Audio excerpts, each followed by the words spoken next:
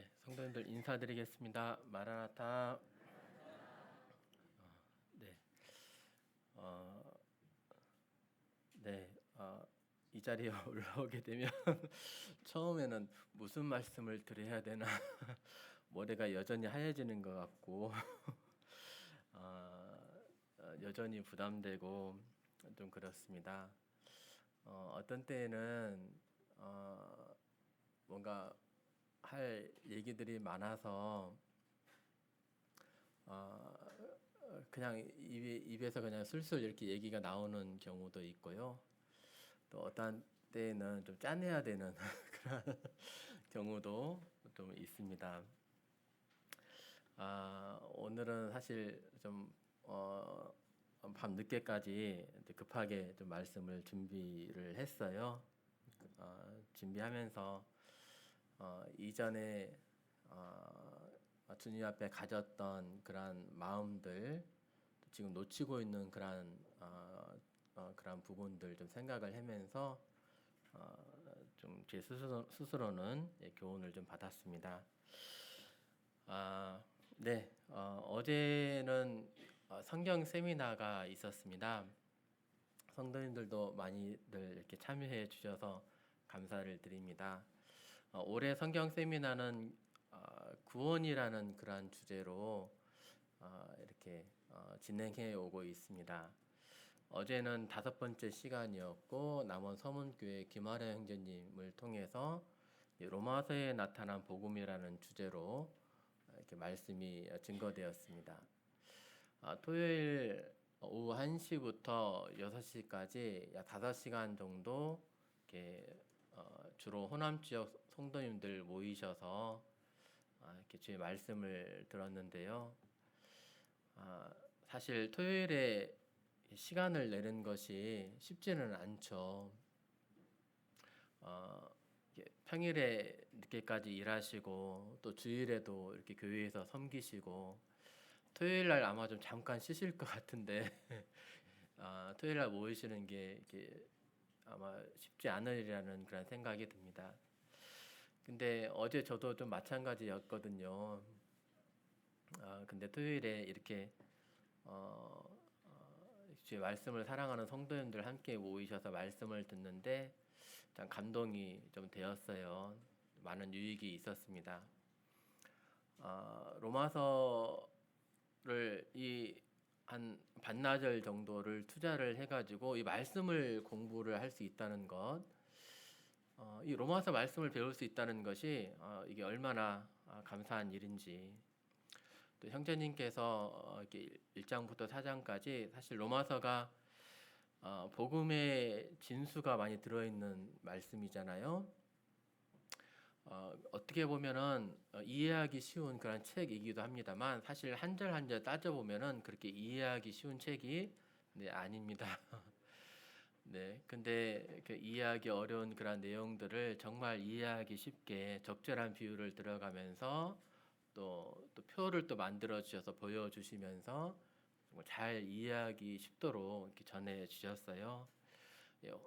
그래서 이렇게 안타까워서 좀 아쉽기도 해서 이렇게 광고의 말씀을 좀 드립니다.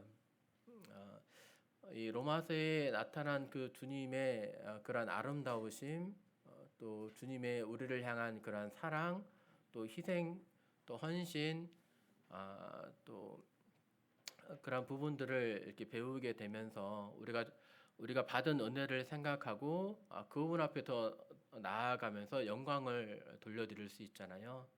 또 우리 삶의 목적이기도 하고 그래서 우리는 배우는 일에 더욱 힘써야 될 텐데요.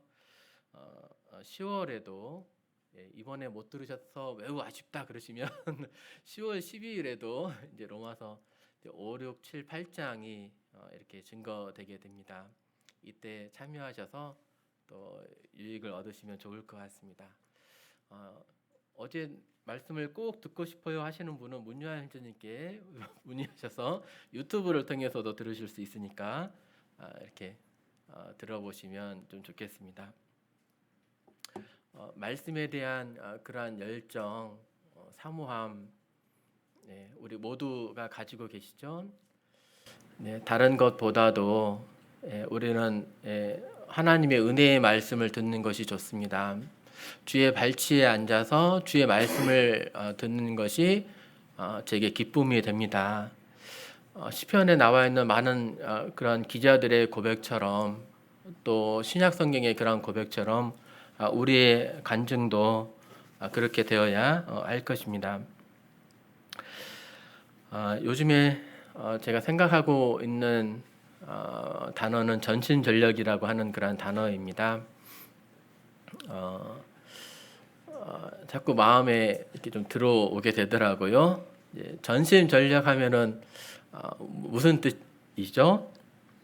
전심하면은 온 마음, 전력하면은 온 힘을 얘기를 하잖아요. 전심전력하는 것, 온 마음과 온 힘을 쏟는다는 거죠. 네. 제가 캐나다를 다녀와서 그런지 마음이 조금 해이해졌나 봅니다. 잠자고 눈을 떴는데 캐나다가 아니네 하면서 이제 죄송합니다. 이제 전심전력 하는 것이 성도들의 합당한 그런 삶의 자세자. 우리 복음 전할 때 그러잖아요. 인생의 목적이 무엇인지 아십니까? 왜 이 땅에 사시는지 아십니까? 라면서 복음을 우리는 전합니다.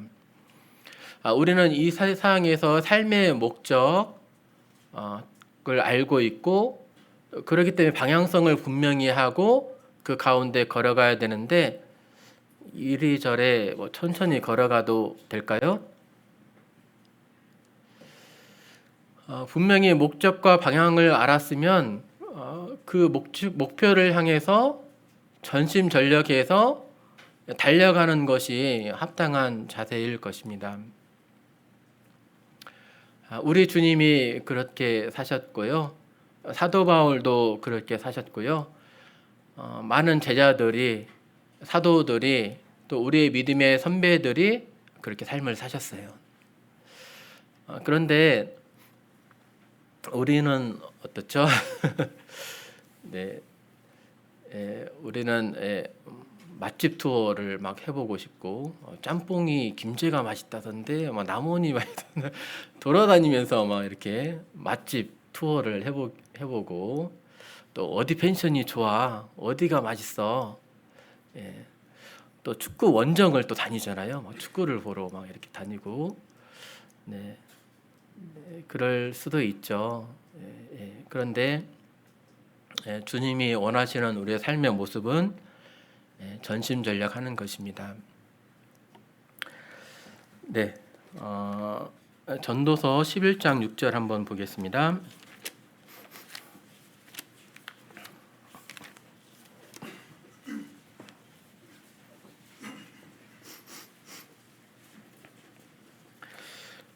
너는 11장 5절부터 한번 읽어드리겠습니다. 바람의 길이 어떠함과 아이벤 자의 태에서 뼈가 어떻게 자라는지를 내가 알지 못함 같이 만사를 성취하시는 하나님의 일을 내가 알지 못하느니라. 너는 아침에 씨를 뿌리고 저녁에도 손을 놓지 말라. 이것이 잘 될는지 저것이 잘 될는지 혹 둘이 다 잘 될는지 알지 못함이니라. 아침에 씨를 뿌리고 저녁에는 쉬는 것이 상식적으로 합당한 일일 것입니다. 그러죠? 일했으면은 좀 쉬어야 되죠. 그런데 아침에도 뿌리고 저녁에도 뿌리라라고 합니다. 상황에 따라서 급하게 일을 처리를 해야 될 것들이 있고 천천히 해야 될 수도 있습니다. 지금이 추수 때라면 이제 밭이 휘어져 추수하게 되었는데 일꾼이 없는 거예요. 추수를 지금 못하고 있는 그러한 상황인 거예요. 농부의 마음이 아침에는 일하고 저녁에 쉴 수 있을까요? 네, 전신전력 하겠죠. 다 버리게 되니까 1년 농사가 마치게 되니까. 아이를 키우는 엄마가 애를 잊어버렸어요. 예, 조금 찾다가 이제 좀 쉬면 될까요? 아니에요. 찾을 때까지 찾아다닙니다. 잃은 양 한 마리를 찾아다니시는 그 주님의 목자된 그 주님의 마음을 우리 또 헤아려 볼 수 있잖아요. 우리는 전심전력 해야 할 것입니다.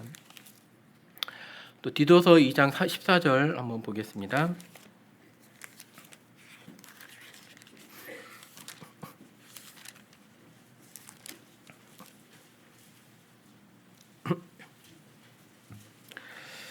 디도서 2장 14절 그가 우리를 대신하여 자신을 주심은 모든 불법에서 우리를 속량하시고 우리를 깨끗하게 하사 선한 일을 열심히 하는 자기 백성이 되게 하려 하심이라. 그가 우리를 대신하여 자신을 주셨습니다. 예수님께서 우리를 대신해서 자신을 주셨죠. 그래서 모든 불법에서 우리를 속량하셨대요. 모든 불법에서 모든 죄악에서 우리를 값을 치르고 자유인이 되게 해주셨습니다. 값을 치르고 구원을 받게 해주셨습니다. 목적이 이란 구원일까요? 구원받으면 거기서 끝나는 것입니까? 아닙니다. 우리를 깨끗하게 하사 선한 일을 열심히 하는 자기 백성이 되게 하려 하심이라라고 되어 있습니다. 주님께서 우리를 대신해서 자신을 주셔서 우리를 속량해 주신 이유가 무엇입니까? 세상 사람들처럼 여전히 한가하게 해변에 이렇게 해변에 누워가지고 바람도 쐬면서 선탠도 하면서 맛있는 음료도 먹으면서 삶의 여유를 즐기면서 아름다움을 만끽하면서 사는 것이 우리를 구원해 주신 목적일까요? 우리를 구원해 주신 그런 목적은 무엇입니까? 선한 일을 열심히 하는 자기 백성이 되게 하려 하심이라라고 되어 있습니다. 여기서 말하는 선한 일은 우리가 생각하는 착한 일이 아니죠. 선한 일, 영혼을 인도하는 일, 구원하는 일, 또 그로 하여금 그리스도의 형상을 닮기까지 다시 해산하는 수고를 하는 일, 주님의 영광을 위해서 행하는 일들이 선한 일이라 할 수 있겠습니다. 그리고 디모데전서 4장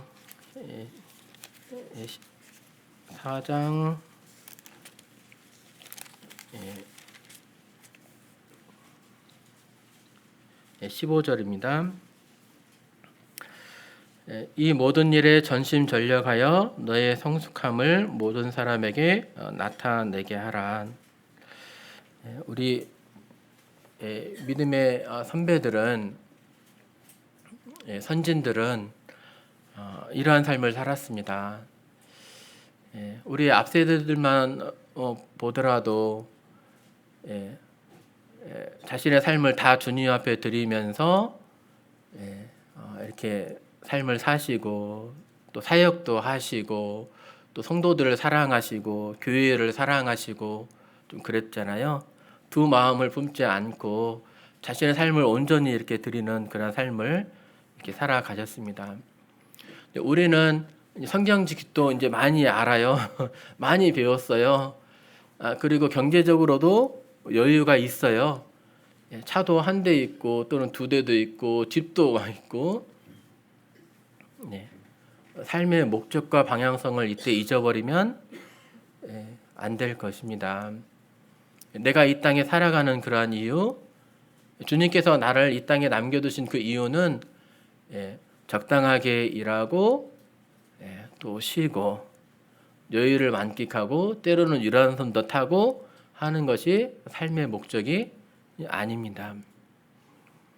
우리에게 분명한 목표가 있습니다. 주님을 사랑하는 것, 이 짧은 인생을 살아가면서 주님을 사랑하고 교회를 사랑하고 영혼의 구원을 위해서 또 성도들의 성장을 위해서 힘써서 일하는 것이 우리의 삶의 목표라 할 수 있겠습니다.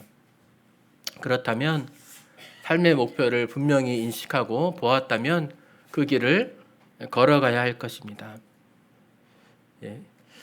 정말 전심전력으로 수고하는 성도님들 앞에 이 말을 드리는 것이 좀 송구스럽습니다. 네, 제 개인적으로 이렇게 전심전력하는 그러한 제가 좀 되었으면 하는 그러한 마음으로 함께 나누었습니다. 네, 오늘 주제는 사도의 가르침을 받아라고 하는 그러한 말씀으로 말씀을 좀 준비했습니다. 이제 교회에서 이제 이렇게 시리즈로 이제 젊은 장로들이 올라와서 이렇게 말씀을 전하게 될 텐데요. 이 시리즈 강의 중에서 말씀 중에서 이제 첫 번째입니다. 교회의 비전을 그때 이렇게 우리가 올해 비전을 성도님들 잘 알고 계시죠? 네.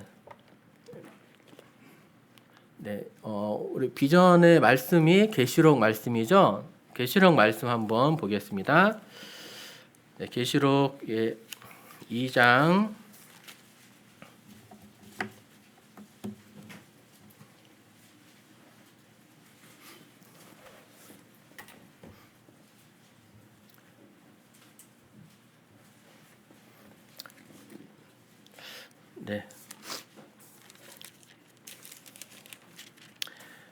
'네, 계시록 2장의 2절부터 5절까지 제가 읽어드리겠습니다.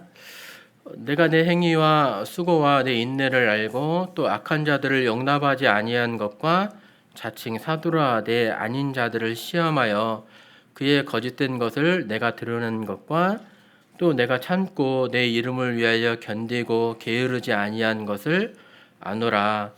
그러나 너를 책망할 것이 있나니 너 처음 사랑을 버렸느니라. 그러므로 어디서 떨어졌는지를 생각하고 회개하여 처음 행위를 가지라.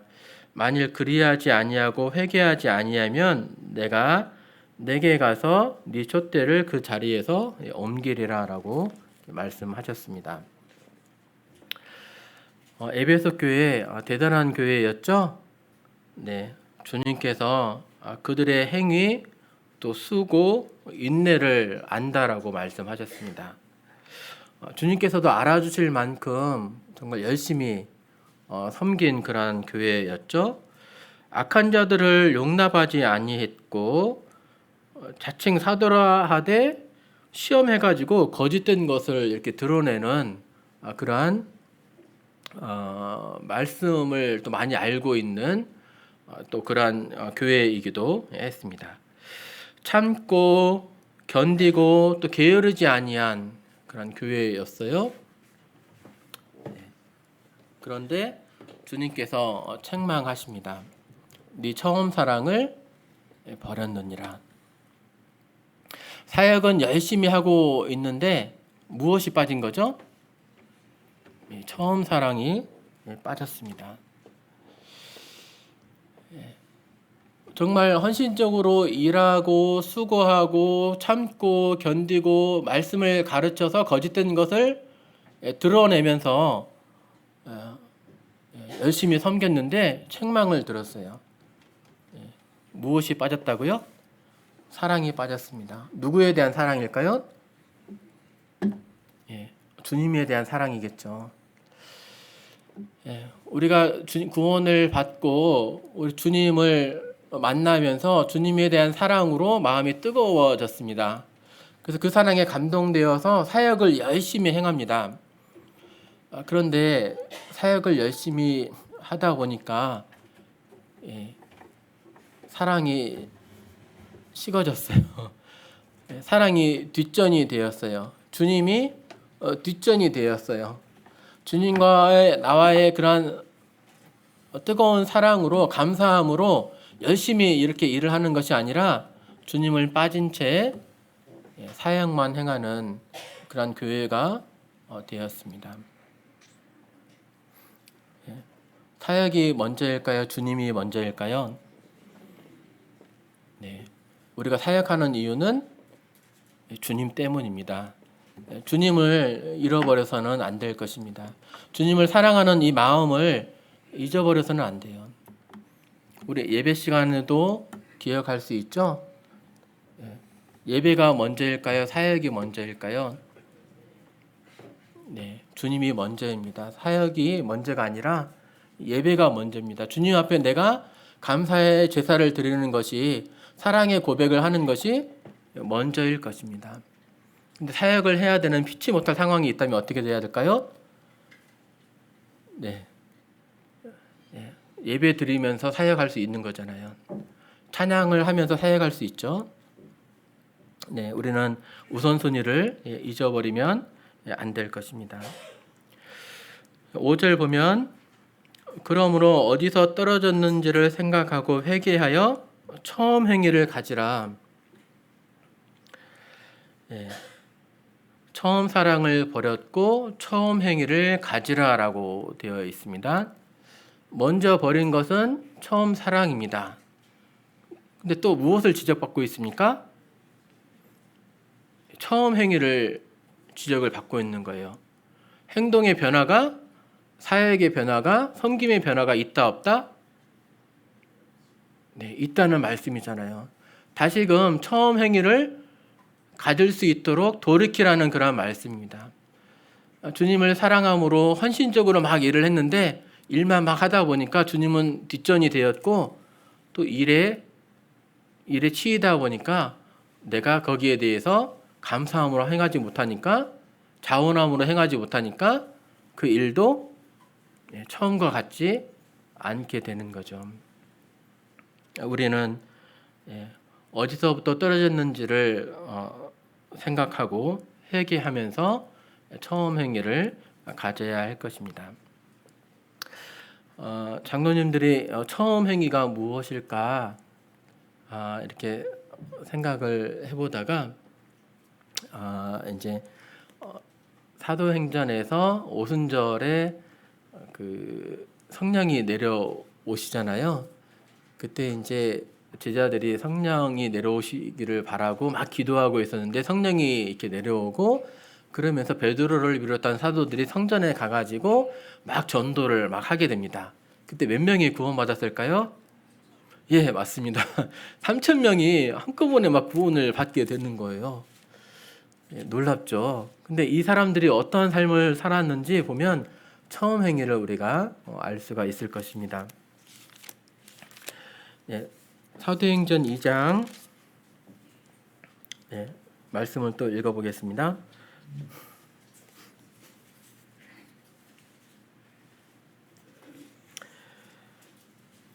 40절부터 말씀을 읽어드리겠습니다. 사도행전 2장 40절. 또 여러 말로 확증하며 권하여 이르되 너희가 이 패역한 세대에서 구원을 받으라 하니, 그 말을 받은 사람들은 세례를 받음에 이날의 신도의 수가 3,000이라 더하더라. 그들이 사도의 가르침을 받아 서로 교제하고 떡을 떼며 오로지 기도하기를 힘쓰니라. 사람마다 두려워하는데 사도들로 말미암아 기사와 표적이 많이 나타나니, 믿는 사람이 다 함께 있어 모든 물건을 서로 통용하고 또 재산과 소유를 팔아 각 사람의 필요를 따라 나눠주며 날마다 마음을 같이하여 성전에 모이기를 힘쓰고 집에서 떡을 떼며 기쁨과 순전한 마음으로 음식을 먹고 하나님을 찬미하며 온 백성에게 칭송을 받으니 주께서 구원받는 사람을 날마다 더하게 하시니라. 여기 보면 믿는 사람들이 이전에 없었던 그런 행동들, 처음 행위를 가지게 됩니다. 3,000명이나 구원받았는데 이 변화된 이 사람들이 어떠한 행동을 하게 됩니까? 41절에서 3,000명이 구원받고 42절에서 그들이 먼저 행한 것은 사도의 가르침을 받았습니다. 또 서로 교제합니다. 떡을 뗍니다. 성찬식을 의미를 하죠. 오로지 기도하기를 힘씁니다.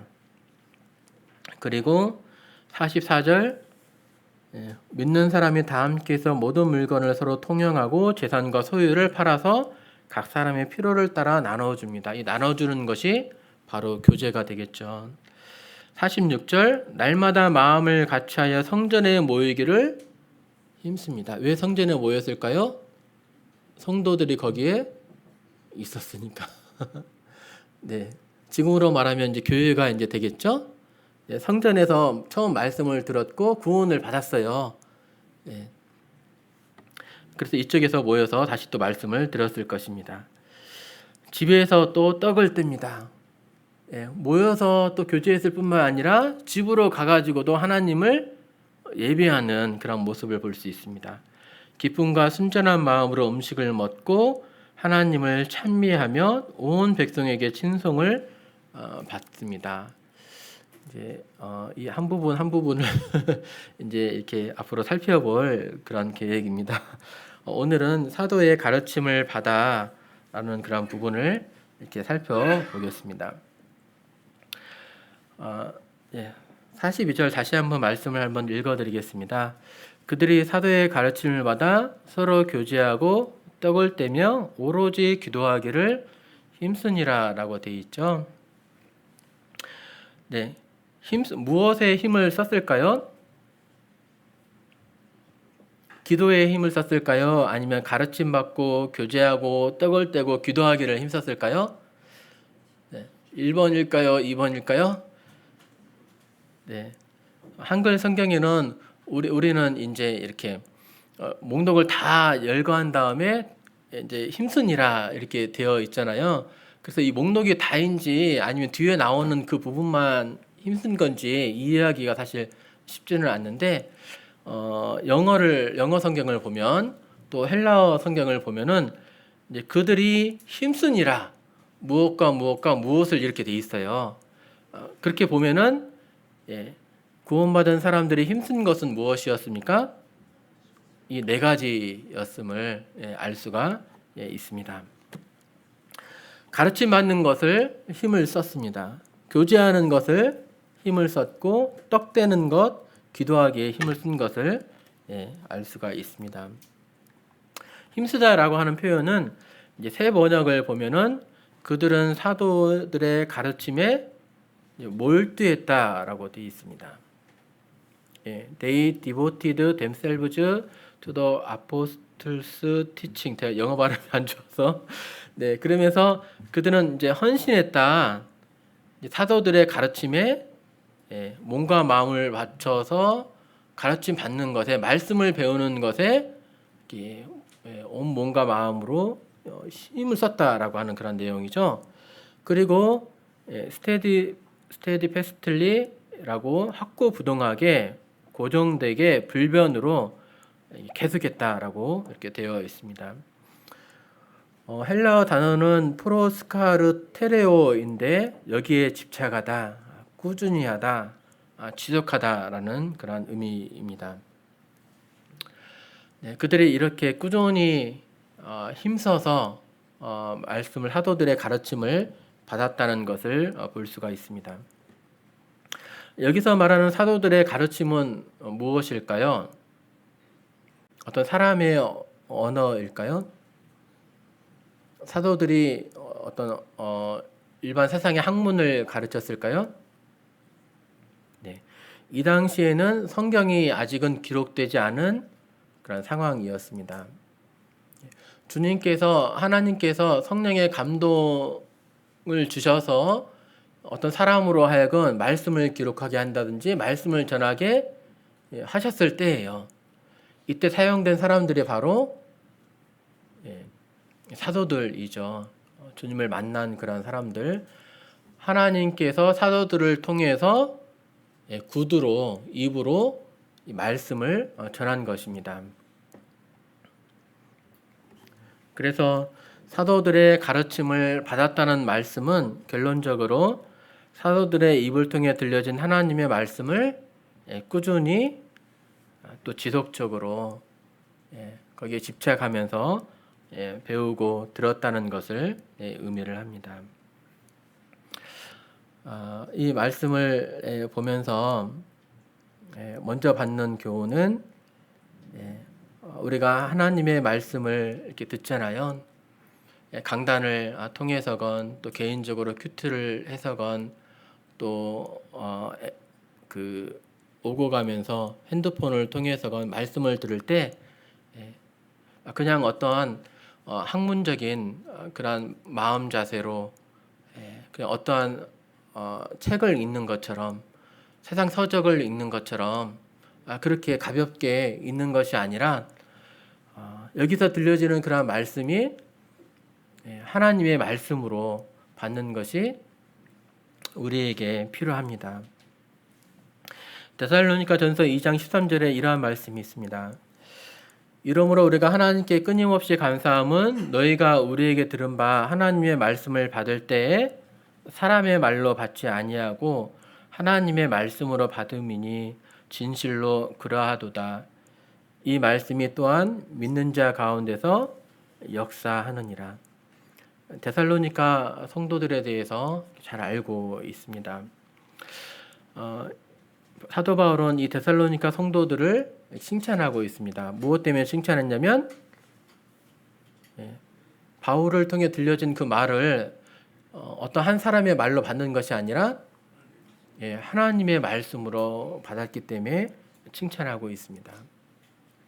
강단에서 들려진 그런 말을 개인적인 어떤 한 형제의 말로 받는 것이 아니라 하나님의 말씀으로 받아야 할 것입니다. 저 형제 말씀 잘 전하네.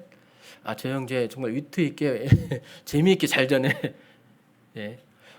저 형제 PPT가 왜 이렇게 깔끔하고 좋지? 넥타이가 좀 이렇게 바뀌었네. 하면서 이런 부분들을 보시는 것이 아니라 연약한 형제의 입을 통해서 나가는 그 하나님의 말씀에 우리의 마음이 집중을 해야 할 것입니다. 제가 PPT를 못 만들어서 PPT에 대한 말씀은 많이 듣거든요. 근데 하나님 말씀에 대해서는 별로 안 물어보시더라고요. 제가 뒤끝이 약간 좀 있어가지고 하나님의 말씀이 어떠한지 우리는 말씀에 집중을 해야 되는 거죠. 지적을 해주셔서 감사합니다. 계속 지적해 주시면 감사하겠습니다. 뒷 부분 또 말씀을 보면 이 말씀이 또한 너희 믿는 자 가운데서 역사하느니라. 말씀이 역사를 했대요. 왜 역사를 했을까요? 똑같이 말씀을 듣는데 그 말씀이 우리 가운데 역사를 하지 않고 똑같이 말씀을 듣는데 이 말씀이 우리의 삶을 휘어잡으면서 우리의 삶을 통해서 역사가 되는 거예요. 나타나는 거예요. 무슨 차이입니까? 데살로니가 성도들은 하나님의 말씀으로 받고 그 말씀이 우리 믿음 가운데서 역사를 합니다. 역사하게 된 이유가 무엇이죠? 말씀을 어떻게 받느냐에 따라서 다른 것입니다. 그냥 세상에 들려지는 그러한 이야기들처럼 재미있는 그러한 시간, 유익했던 그러한 시간으로 듣고 끝나버린다면 아무런 역사가 일어나지 않을 것입니다. 오늘 들려지는 이 말씀이 하나님께서 나에게 주시는 그런 말씀으로 받는다면 그 말씀이 우리 속에서 살아서 역사하면서 우리의 삶을 변화시키게 될 것입니다. 말씀 듣는 자세를 생각을 해보게 됩니다. 구원받은 지 저는 이제 30년이 돼서 처음에 나는 말씀을 어떻게 들었지? 맨 앞줄에 앉아가지고 이렇게 말씀 전하는 형제님들의 얼굴을 정말 뚫어져라 막 쳐다봤습니다. 너무나 말씀이 너무 재미있었어요. 너무 즐거웠어요. 이렇게 새로 배우고 새로 알아간다는 것이 너무나 기뻤습니다. 그리고 때로 오해를 사기도 했습니다. 나랑 친해지려고 그러는 건가? 저 형제가 왜 이렇게 나만 쳐다보지? 막 이렇게 하면서 근데 이제 지식에 조금씩 쌓다 보니까 이제 이게 이제 또 뒷자리에 앉게 되고 또 때로는 다른 일들도 행하게 되고 막 그런 제 모습을 보게 되더라고요. 예. 주님의 발치에 앉아서 말씀을 듣는 자세를 칭찬하고 있죠. 그러면 앞에 나와서 말씀을 들어야 될 것입니다. 또 기록하면서 말씀을 듣는 것이 많이 유익이 됩니다. 예, 그러잖아요. 뭔가 이렇게 손을 움직이면서 행하는 것이 내 머릿속에 잘 저장이 돼요. 알고 있는 단어를 그냥 알고 넘기보다는 알고 있어도 또 기록을 하다 보면 그것이 마음에 또 잘 새겨집니다. 그 이전에는 이렇게 기록을 해가면서 그 노트들이 몇 권씩 이렇게 우리 성도님들 집에 있었잖아요. 그런데 지금은요, 네, 김선중 장로님하고 김선중 형제님 이렇게 정말 열심히 잘 하시죠.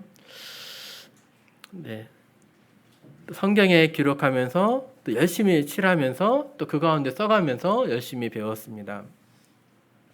또 하나는 무릎을 꿇고 말씀을 듣는 성도님들, 형제님들이 많았어요. 말씀이 아멘이 되면요, 그냥 이 자리 혹시 지금 무릎을 꿇고 계십니까? 예배 시간에도 무릎을 안 꿇고 우리 네, 더 말씀 안 드려야 되는데 네, 이전에는 우리 감히 어떻게 하나님께 예배 드리는데 무릎도 안 꿇고 예배를 드리냐 하면서 우리 그랬었잖아요. 근데 이제 육신적인 연약함이 있고 부모님들이 계셔서 의자를 놨었잖아요. 근데 전반적인 분위기가 그냥 앉아서 그냥 기도하고 뭔가 그 처음에 가졌던 그러한 주님께 대한 자세를 잊어버리면 안 되겠죠. 네. 네. 말씀 앞에서도 때로는 혼자 큐티를 합니다. 의자를 놓고 앉아서 큐티를 할 수도 있죠. 근데 때로는 그 말씀 앞에 무릎 꿇으면서 보는 것도 우리의 마음의 자세가 어떠한지를 보여주는 표이니까 그렇게 해야 할 것입니다. 지금 우리의 말씀을 듣는 자세는 어떻습니까? 손에 휴대폰을 들고 있습니까?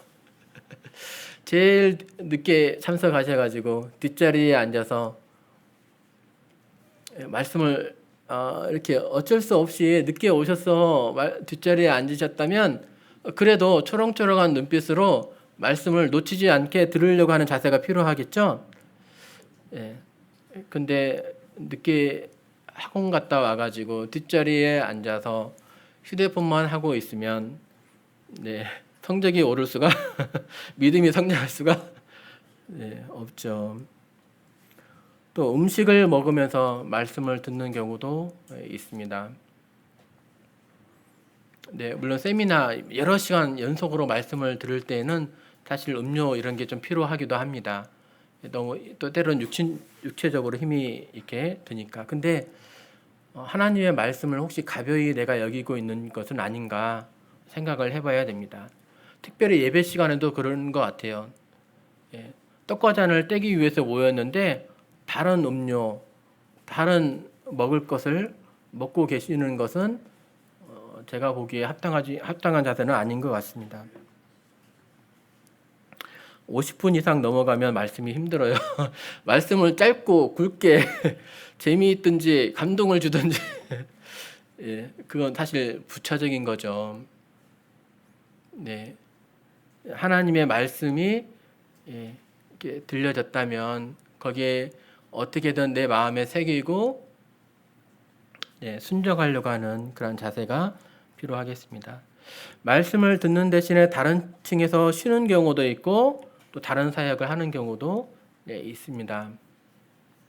근데 주님의 말씀이 베풀어진다면 우선순위를 조금 생각을 해봐야 할 것입니다. 무슨 사진입니까? 네. 어명을 받을 때 그냥 서서 말씀을 듣습니까? 예. 어떻게 말씀을 듣죠? 네, 무릎 꿇고 엎드려서 말씀을 듣잖아요. 네. 어떤 방관자적인 그런 자세가 아니라 세상 임금의 말이라 할지라도 그 권위자 앞에 엎드려서 말씀을 듣습니다. 우리는 하나님의 말씀을 받을 때 물론 누워서도 말씀 볼 수 있고 또 차를 타고 가고 있는 동안에도 말씀을 들을 수 있고 뭐 그런 상황들을 다 얘기 무조건 무릎 꿇고 그런 얘기를 하는 말씀을 드리는 것이 아닙니다. 하지만 우리의 마음 자세가 때로는 너무 하나님을 너무 경홀히 대하는 것은 아닌가 한번 생각을 해보자는 그러한 말씀입니다. 내가 존중히 여기는 자를 존중히 여기고 나를 멸시하는 자를 내가 경멸하리라라고 하셨죠. 저는 하나님을 존중합니다. 저는 하나님을 경외합니다. 그러나 제가 좀 연약해서 하나님의 말씀을 조금 이렇게 듣지 않을 뿐이에요. 말씀이 이게 지키는 것이 어려워서 행하지 않을 뿐이에요. 저는 하나님을 섬기고 경외하는 것은 맞아요. 라고 말하는 것은 어불성설입니다. 너희가 나를 사랑하면 내 말을 지키리니라고 되어 있어요. 부모가 자녀에게 여기에 있는 이 쓰레기를 쓰레기통에 버리고 쓰레기 분리수거를 하고 와라라고 말을 합니다. 근데 하지 않아요. 부모의 말을 어긴 것입니까? 아니면 부모를 거역한 것입니까? 단순히 부모 거역한 게 아니라 말만 어긴 거죠. 그 부모의 말을 거역하는 것은 곧 부모를 거역한 것과 같습니다. 하나님의 말씀을 존중하고 하나님의 말씀을 순종하는 것은 하나님을 존중하는 것이고 하나님께 순종하는 것입니다. 말씀을 받기에 좋은 마음의 상태는 무엇입니까? 우리 구도자분들 오시면 길가밭, 또 돌밭, 가시밭, 또 좋은 땅 있어가지고 마음의 밭을 좀 잘 갈아야 돼. 그래야 마음이 이렇게 말씀이 잘 뿌려졌을 때 열매를 맺고 구원을 받지. 우리의 마음의 밭은 어떻습니까?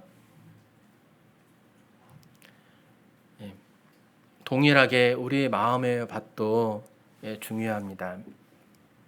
말씀을 보니까 말씀을 받기에 좋은 마음의 상태가 있더라고요.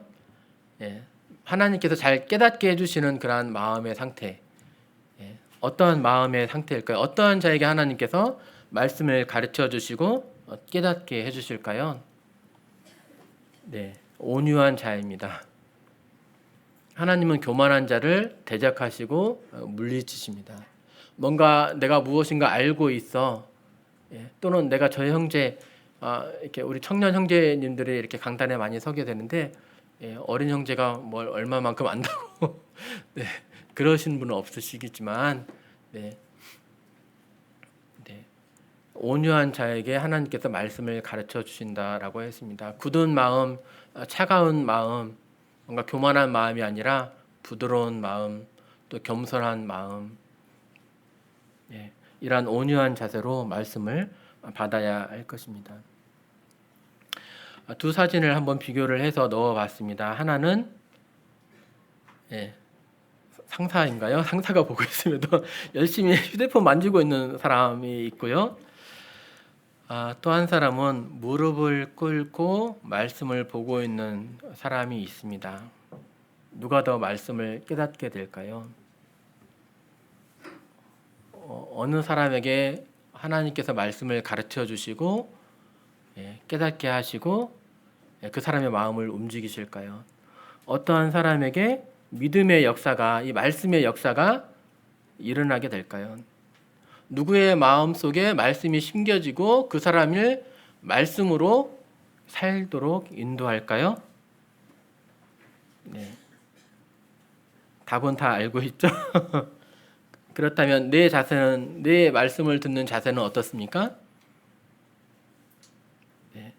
어떤 이런 간절한 그러한 마음이, 갈급한 그러한 마음이 뭔가 하나님께서 깨닫게 해주시기를, 가르쳐 주시기를, 오늘 나에게 살아갈 말씀을 주시도록 간절히 구하는 그러한 자에게 하나님께서 주시는 거예요. 똑같은 이 자리에 앉아 있음에도 불구하고 여전히 세상 일에 관심을 쏟거나 SNS에 빠져가지고 휴대폰을 보고 있으면 말씀을 안 듣는 것과 똑같습니다. 이 자리에 없는 것과 똑같습니다. 우리는 이렇게 말씀이 들려드는 이 시간에 간절함으로 사슴이 시냇물을 찾기에 갈급한 같이 목마른 자가 그 물 한 모금을 얻고자 그 갈급함을 해소하고자 물을 찾고 구하는 그런 마음으로 하나님의 그 말씀을 간절히 찾고 나에게 들려주시기를, 내 마음을 어루만져 주시고 나에게 필요한 말씀을 공급해 주시기를 찾고 구하는 마음이 필요합니다. 네, 이렇게 갓난 아이들 같이 말씀을 사모하라라고 되어 있죠. 갓난 아이들 같이 순전하고 신령한 젖을 사모하라. 이는 그로 말미암아 너희로 구원에 이르도록 자라게 하려 함이라. 너희가 주의 인자하심을 맛보았으면 그리하라. 하나님의 사랑을 맛보셨습니까? 네. 주님이 얼마나 아름다운 분이신지 또 나를 얼마만큼 사랑해 주시는지 우리 조금 맛을 보았잖아요. 근데 그러한 그 크신 우주를 만드신 그 하나님이 나를 사랑하시는데 그 마음을 다 알려면 일평생 하나님과 교제한다 할지라도 다 알 수가 없을 것이죠. 더 말씀을 창념하고 읽어야 할 것입니다. 자, 아기가 이렇게 태어났습니다. 아기가 할 줄 아는 것이 젖 빠는 것밖에 없더라고요. 고개도 못 가누어 받치고 소화도 못 시켜 고개를 받치고 이렇게 또 잘 먹었으면은 트름도 시켜줘야 되죠. 내가 트름할 필요도 없는데 아기 앞에서 내가 트름도 해야 되고 등도 막 이렇게 두드려야 되고 그거밖에 할 줄 모르는 그 아기. 근데 젖을 정말 잘 빨잖아요. 시시로 아침이나 저녁이나 밤이나 새벽이나 시시로 이렇게 젖을 찾습니다. 젖을 먹으니까 어떻게 되죠? 아기가 정말로 무럭무럭 달라 보이잖아요. 하루가 다르게 이렇게 성장하는 그런 모습을 볼 수 있습니다. 근데 우리로 하여금 신령한 젖을 사모하라고 하셨습니다. 그냥 젖 우유가 아니라 신령한 젖입니다. 무엇이죠? 말씀입니다. 이 말씀을 사모합니다. 아이가 젖을 빨면서 자라가게 되는 것처럼 우리가 신앙이 성숙하려면, 내 삶이 변화되려면, 내가 성장하게 되려면 이 말씀을 사모해야 합니다. 어떠한 자세로요? 오늘 100일 통독 해야 되니까 그냥 막 틀어놓고 다른 짓을 이렇게 틀어놓고 운전하고 제 모습입니다. 이제 그러면 말씀이 내 마음에 들어올 수가 없죠.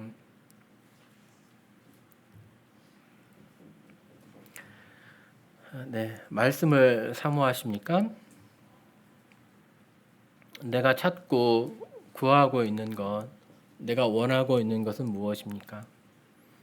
시간이 남는 동안에 무엇을 하십니까?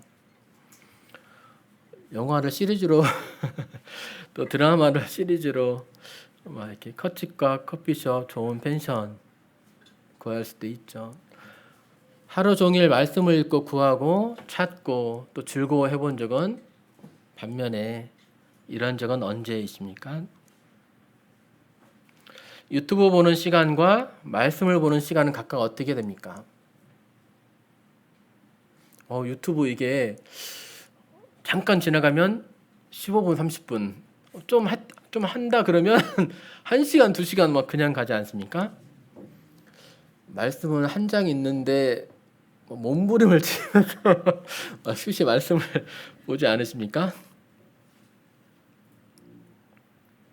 밤늦게 새벽에 축구를 보는 것 대신에 아침에 일찍이 일어나서 말씀을, 또 아침에 못 일어난다면 밤늦게라도 힘을 써서 말씀을 연구하고 찾아본 적은 얼마나 되십니까? 하나님은 질투하시는 하나님이라고 말씀하셨습니다.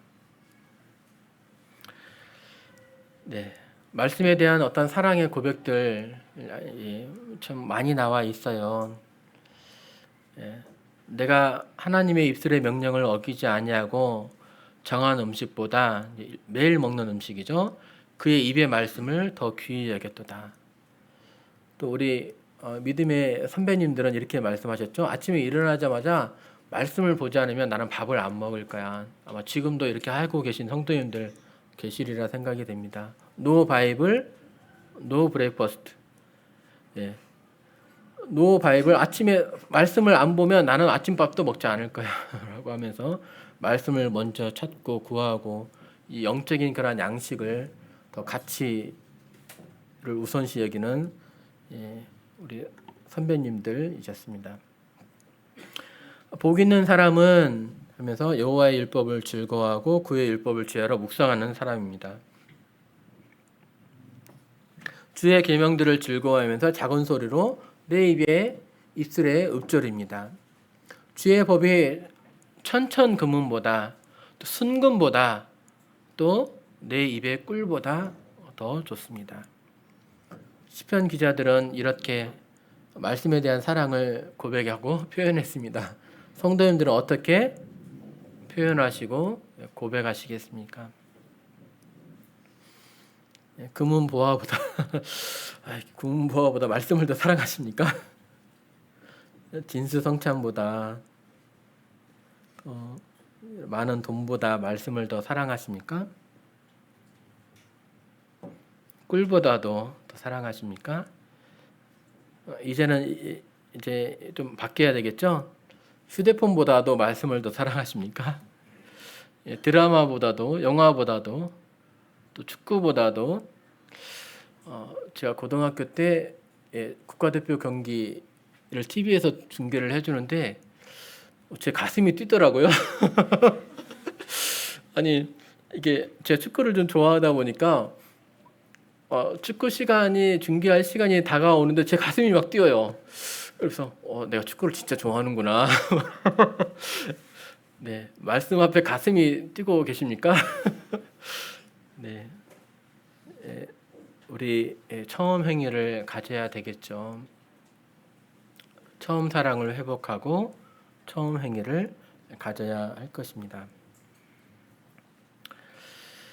네, 우리 초대교회 성도들이 어떻게 주의 말씀을 받았는지 잠시 살펴보았습니다.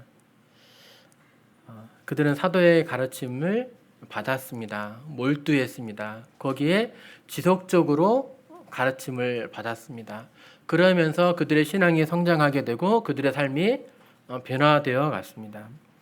우리가 처음 구원받았을 때 무릎을 꿇으면서 말씀을 들었습니다. 말씀이 재밌었고 즐거웠고 강단에서 말씀을 전하는 형제님의 얼굴을 뚫어져라 쳐다보았습니다. 주님의 사랑과 선하심을 맛본 우리는 성경을 사모해야 됩니다. 신앙이 성장하는 길이 이 성경 안에 있습니다. 그래서 성경에 창념하고 집착하고 성경을 붙들고 있으면서 목마른 사슴이 시냇물을 찾는 것처럼 간절한 마음으로 말씀을 듣고 배우고 또 경청해야 할 것입니다. 이상 말씀을 마치겠습니다.